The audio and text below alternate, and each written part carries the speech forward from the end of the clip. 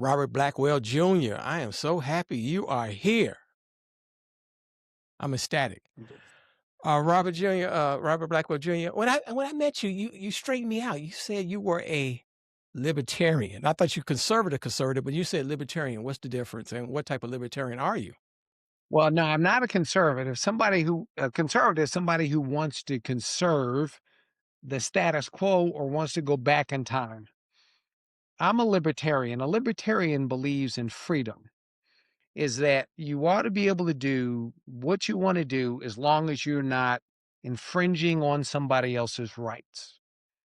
So a libertarian believe it's really the question is who gets to decide? Is it the individual or is it the state? In my view, it's the individual. And the role of the government is to protect the citizens against coercion, both foreign and domestic. So if you have a gun, you shouldn't be able to take anything from me because you're bigger, stronger, or you have a weapon. The role of the state is to protect me against somebody who wants to take advantage of me. How is Also, Oh, there's a yeah. court system. Okay. Mhm. Also, the role of the government is to have a court system so that if you and I have a dispute, there should be a neutral party that we can go to that can resolve or essentially listen to your side, listen to my side, and then come up with a conclusion on who's right. That's a court system. That shouldn't be private. It should be public. That's also the role of government. And I think that's about it. So libertarians like yourself, do you believe, or how much do you believe in a social safety net? Do the United States, do we need a robust social safety net? So the question, if you ask yourself, why do you need a social safety net? Do wealthy people need a social safety net? I Would don't you think so. say, do wealthy people need a social safety net? No. Why? It's because they've got money. The question is, how did they get the money?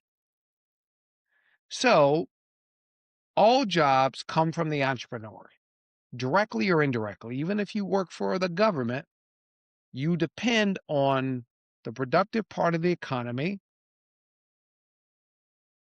to create employment, to create activity that creates a tax base that runs the government.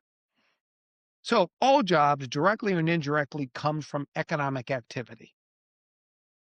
So if you go out on an island and it's just you, doesn't matter how educated you are, how nice you are, there's no economic activity. So you're going to be living off the land. So the question is, how do we create more economic activity that pulls people out of poverty? Poverty is not something to be celebrated. It's something that you want to transition people out of so they can live in dignity. So how does that happen? It happens by people becoming productive members of the economy. And how does that happen? People take risks.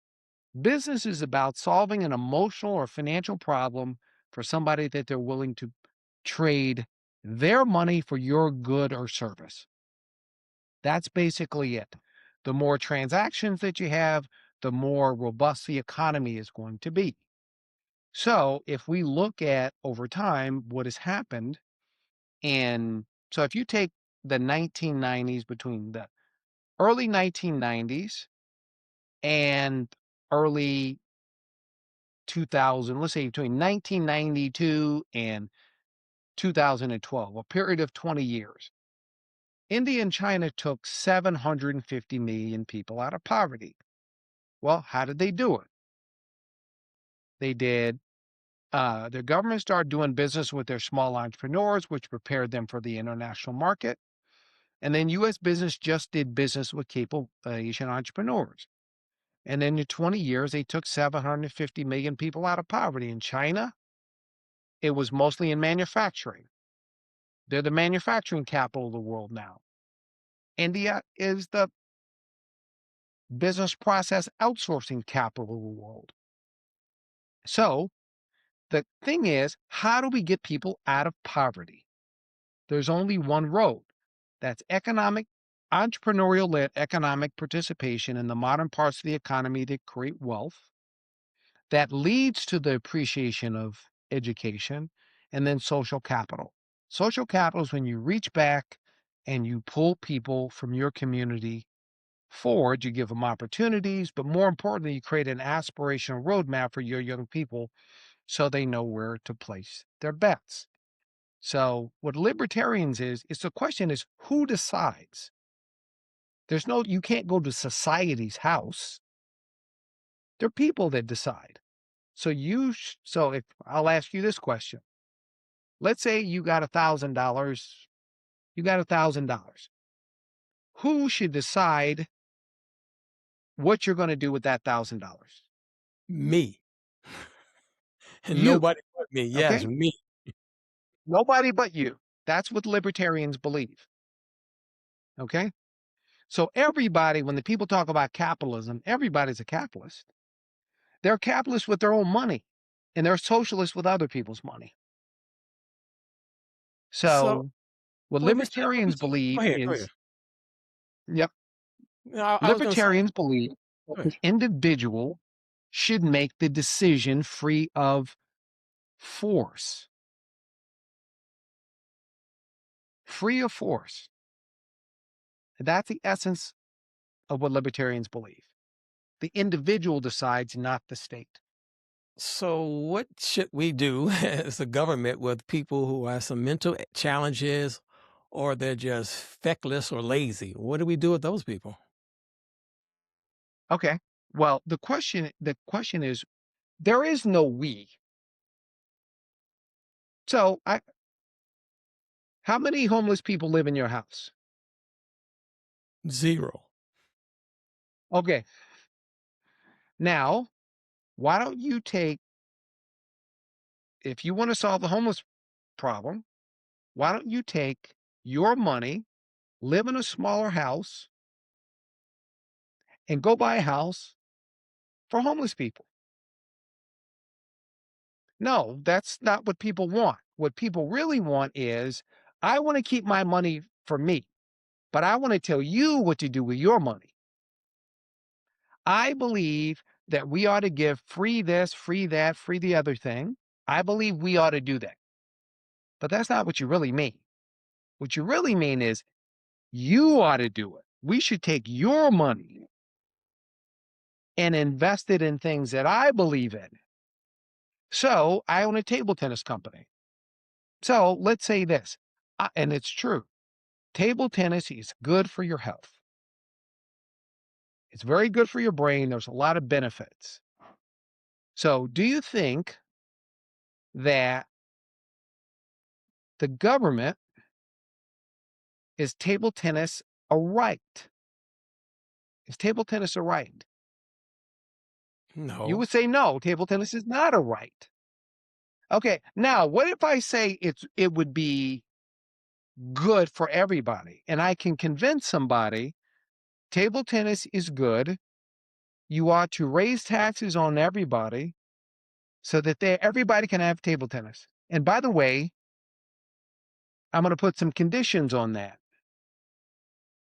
The table tennis company has to be owned by somebody black who lives in Chicago, who's also a mathematician.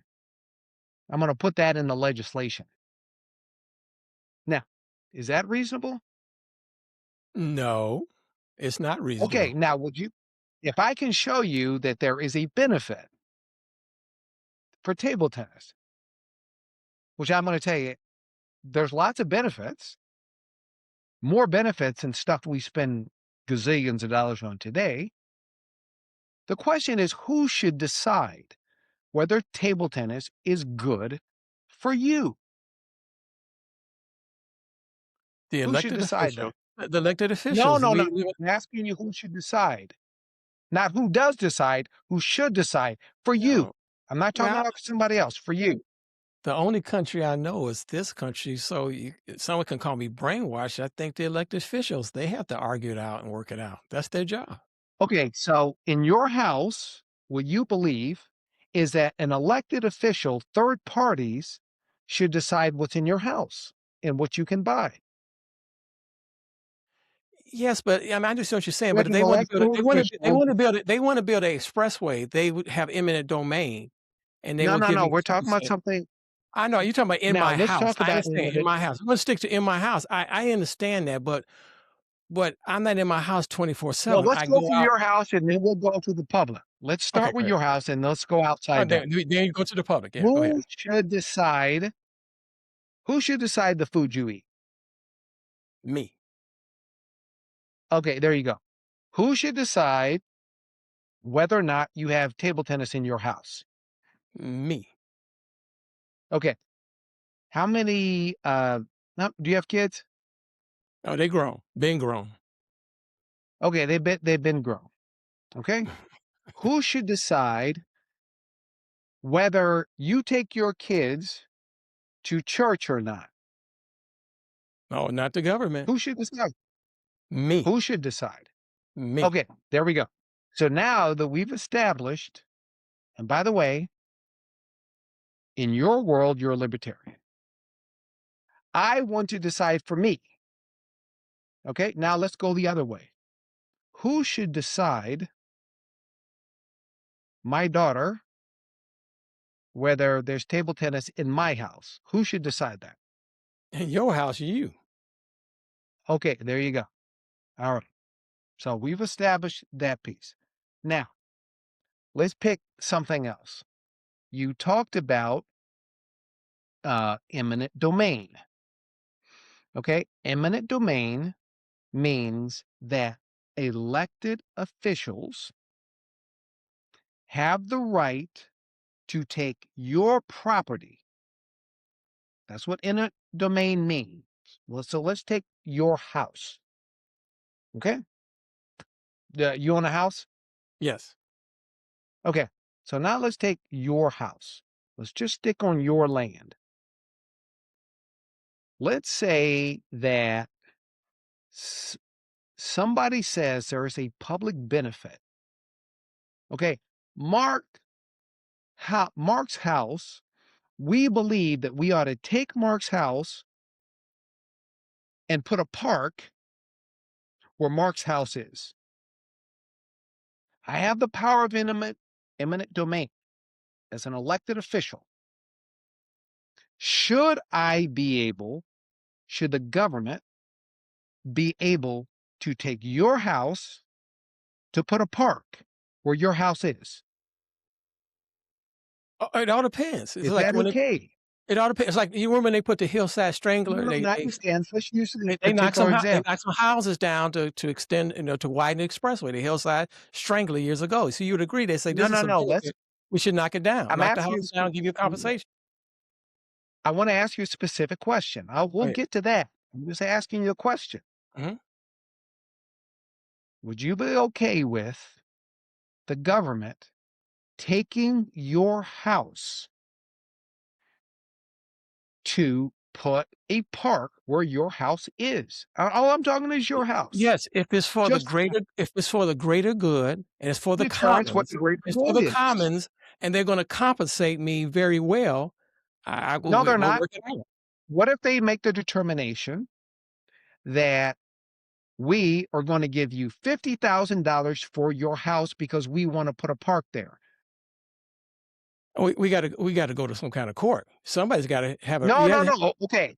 we gotta So go the to court. question now let's ask the following question here. I'm going to ask you the following question.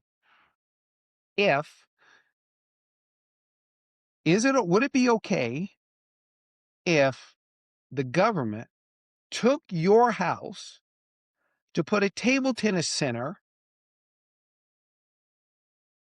where your house is? Of Okay? course They're not, going to of give you course. 50,000. Now, I'm Yeah, going to right. tell you why this is important I know, go and ahead. how it's hurt black people. Okay.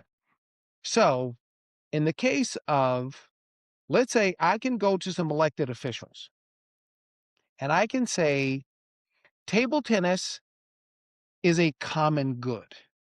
It's healthy for people. I think the best place for a table tennis center is Marc Sims' house. Okay. Now, I tried to convince Marc Sims to sell me his house. Marc Sims says, my great grandfather lived here. I don't want to move. So, no, I don't want to sell my house. But now I go to my elected officials, who I've made contributions to, by the way,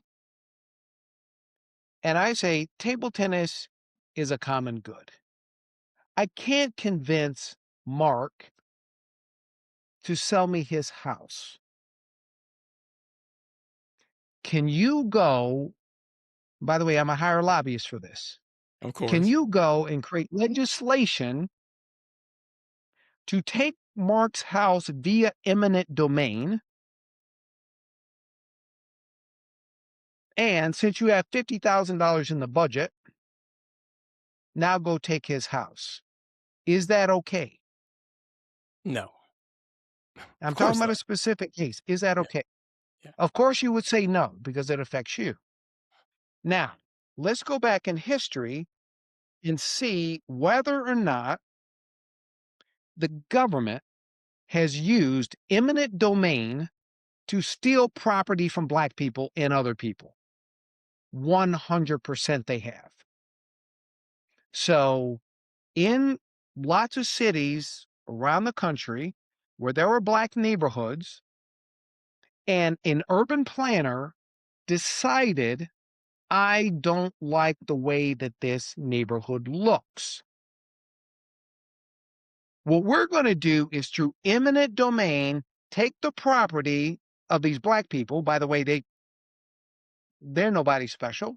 We're going to take their land and then give it to some private developers. So it will look like what we think it should look like.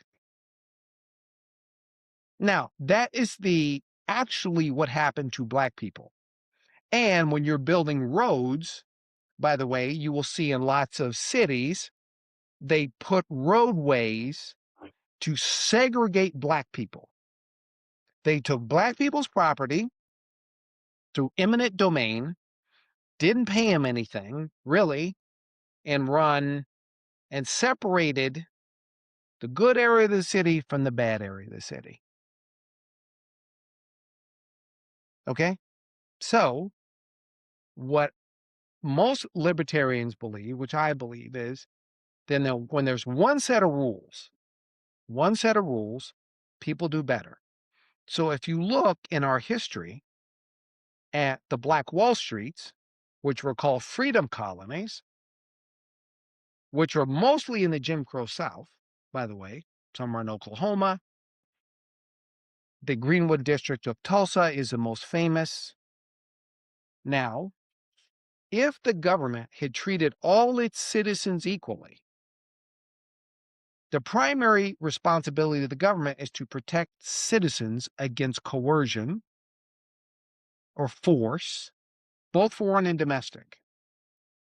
So why did the Black Wall Streets burn down? Because government failed to do its job in protecting Black citizens. Okay. If the government really was run by libertarians, you would have never needed a civil rights bill. You would have never needed a voting rights bill because every American citizen would have been treated the same. In fact, if you go and look at what happened faster, voting rights or the bus boycotts in Selma and Montgomery, it was the bus boycotts because that was affecting the owners' money when Black people created their own Uber.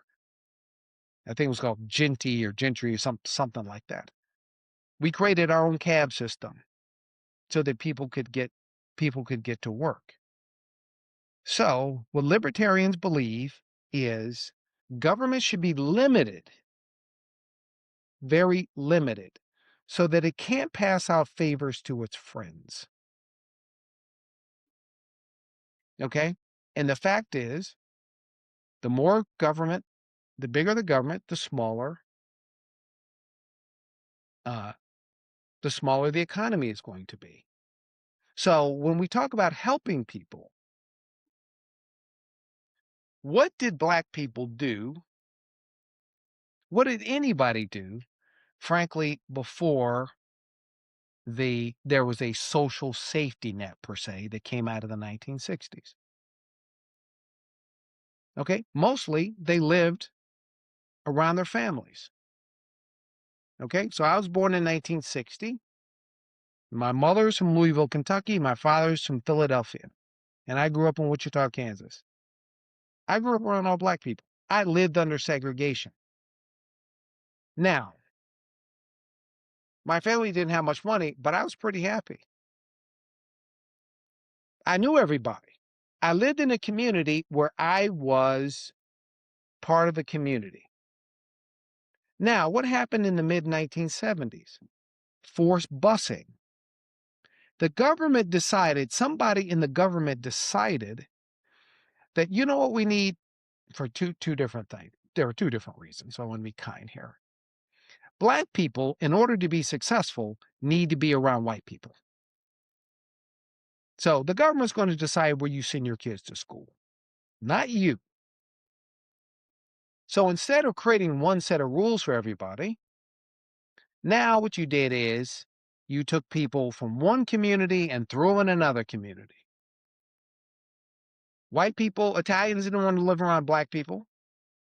Black people weren't begging to live around other people. They just wanted to live in dignity.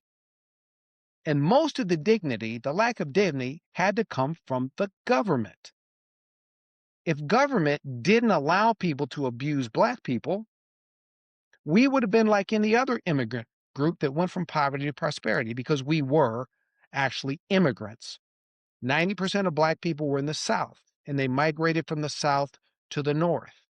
So we were really immigrants from the South, True. doing what every other group does, to look for better opportunities and dignity. So we migrated from the South to the North, looking for opportunities. Now, first of all, we self-segregated, like every other group self-segregates. When the Italians came, there were Italian clusters. The same with the Irish. Same with everybody else, the Chinese and the Japanese and Koreans and everybody else. They do the exact same thing. They segregate themselves first for cultural reasons. Then they segregate themselves for economic reasons. So the question is, why do we have so many poor Black people? Not whether we should provide a Well, safety net or not, that's but that's a why are Black that's a people at the that's a bottom of whole everything? that's a whole nother show. And can I ask Okay. you to come back sometime and do that show, because Yeah, I yeah, like yeah. Anytime. because I say that because the number one, I'll say this when I'm on the air or somewhere off the air. The number one reason why we have all these problems because of slavery. We're still arguing about, and not direct like we were 20, 30 years ago. I'm only like 2, 3 years younger than you. I was born in 62, 2 years. So the point is Mhm. that it is slavery. We don't trust each other. We still talk about who's Black, No, how many I Black. don't agree with I that. know, I know, wait. We don't Mhm. do it like we did as when we were children. But it's the distrust is the number one thing. That's why I'm glad you did the show with me, because By the way, I met you at a debate with Lee Allen Jones. I can't out debate you. I'm yeah, too. I'm not. I ain't had your type of life for you. I ain't get that sharp. But the distrust we have for Black folks, that is our number one issue. There's a quote I'm trying to find. I'm almost done. There's a quote I'm trying to find. Called the people to Vivian Harsh Library, Woodson Library. They couldn't find it for me. The quote was from an entrepreneur. It could have been um, Earl Gray's or John H. Johnson. It says something like black folks suffer more. This is what I remember. They suffer more from what they don't know versus racism. So I understand the racial thing. I think that the ignorance and the divide and conquer tactics have been heaped on us to this very day is our number one issue. Then we can go to libertarian, conservative, and Democrats. You may disagree with me because you're a business person. I'm just a working class guy. Well, could you do me a favor? End the show with some little hope that in this for me and everybody else, this AI is coming. By the way, And can we I'm just a poor guy that got a little bit lucky. well, no, no, I know your story. It's a good story. But I'm saying, but leave us with some hope for the succeeding generations way younger than us that's going to have to Okay, deal with all. I'll do this. So here's what I would say. I'm going to I think people talk about we in ways that are vague. So to me, there's me and you. Okay? You're black and so am I. So do I trust you to do this? Of course I trust you to do this. If you didn't trust me, you wouldn't have invited me. So when we say we need to be specific. There's lots of black people that I trust. Most of our company's full of black people. Do I trust them? 100% do I trust them. Do they trust me? They trust me or they wouldn't be here. So there is no we, there is no society. There's a bunch of individuals, and individuals make decisions for themselves. So when we talked about the safety net, the best safety net any community has is to create entrepreneurial-led economic participation in the modern parts of the economy to create wealth. That creates social capital. A bunch of my people that I know, black people, I met their kids and their kids have come through here. And this happens. This is how the world works. It's social capital. So no, I don't believe that we have a problem with I us. see. I think we have a problem that there's not one set of rules for us. And that's the only problem we got. And I that can't has nothing to disagree. do with slavery. What has to I do with slavery is, what really has to do with slavery is in the minds of some black people, they have an inferiority. Oops, I lost you.